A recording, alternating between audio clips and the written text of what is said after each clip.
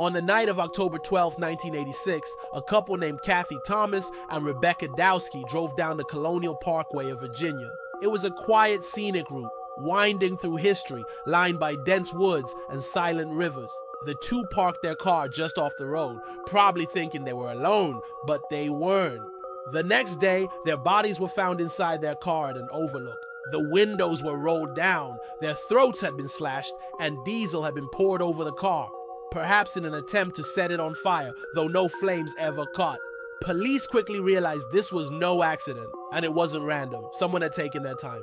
Within a year, another pair vanished nearby, David Nobling and Robin Edwards. Their bodies would turn up along the banks of the James River, not far from the parkway. Once again, there were signs of violence. The similarities were hard to ignore. Couples, isolated locations, brutal killings. Law enforcement started to suspect a pattern, and just months later, a third couple, Cassandra Haley and Richard Call, disappeared after a college party.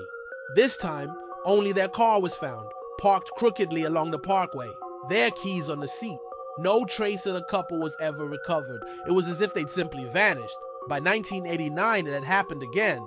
Daniel Lauer and Anna Maria Phelps disappeared while traveling the parkway. Their car was found abandoned at a rest stop. Weeks later, their skeletal remains were discovered deep in the woods not far away. They were partially covered by an old blanket. 4 pairs of victims, each young, most in their teens or early 20s. Each found or not found on or near that stretch of road.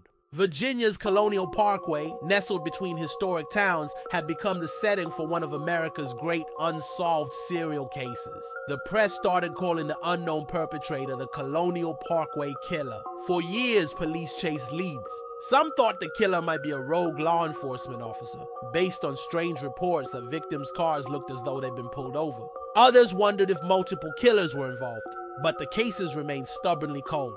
DNA was collected and tested as technology improved, but never produced a definitive answer. Families held vigils and demanded updates, haunted by the lack of closure. To this day, the Colonial Parkway killer's identity remains unknown. 4 double homicides, lost lives, and a legacy of fear still hang over those Virginia woods. On True Crime with Jackson, we remember some mysteries refuse to fade. And sometimes the most chilling stories are those without an ending. Thanks for watching. Don't forget to like and comment.